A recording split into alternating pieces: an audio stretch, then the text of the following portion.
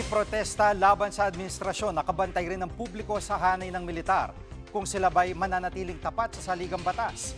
Live mula sa Camp Aguinaldo, nangungun sa balita si Dave Abuel. Dave, anong payag ng AFP kaugnay sa rally ng INC?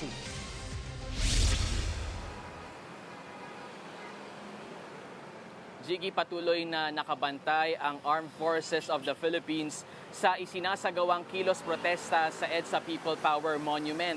Nakikipag-ugnayan din sila sa PNP at iba pang ahensya ng gobyerno. Sa isang pahayag, sinabi ng AFP na kinikilala at nirerespeto nito ang karapatan ng bawat Pilipino na magtipon at magpahayag ng saloobin. Pero dapat daw manaig ang batas. Hinihikayat ng AFP ang mga organizer ng rally na siguraduhin hindi maaabala ang mga commuter, mga manggagawa, estudyante at iba pang sektor. Sa ngayon, sinasabi ng AFP na wala pang sundalo na nakadeploy sa EDSA People Power Monument, pero nakahanda raw silang mag-deploy ng mga tauhan sakaling kailanganin ng PNP. Jiggy. At Dave, nananatili bang solid itong military at kumusta ang kanilang katapatan sa saligang batas? Jiggy, ayon sa AFP, walang ulat ang AFP na may namumuong kudeta sa kanilang hanay. Tiniyak ng militar na nananatili silang nagkakaisa at non-partisan o walang kinikilingan sa politikal na usapin.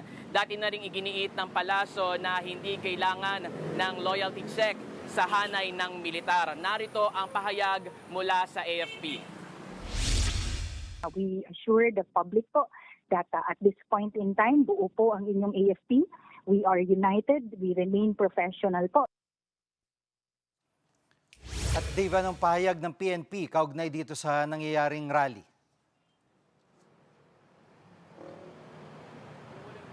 Gaya ng AFP, nirerespeto rin ng Philippine National Police o PNP ang karapatan ng mga Pilipino sa malayang pagpapahayag. Paiiralin ng mga nakadeploy na mga pulis ang maximum tolerance at ang pagiging patas sa batas.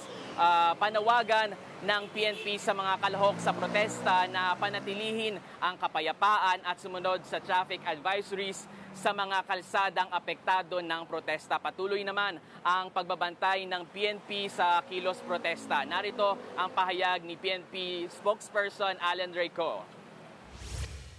The Chief PNP has ordered all our police units nationwide to be on full alert status. This is to prevent any untoward incident sa lahat po ng areas natin within the country.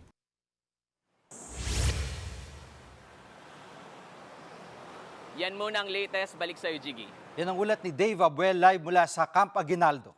Mga kapatid, Jiggy Manikad po. Pagdating sa mahalagang balita sa loob at labas ng bansa, dapat una sa lahat, mag-follow at mag-subscribe na sa social media pages ng News 5.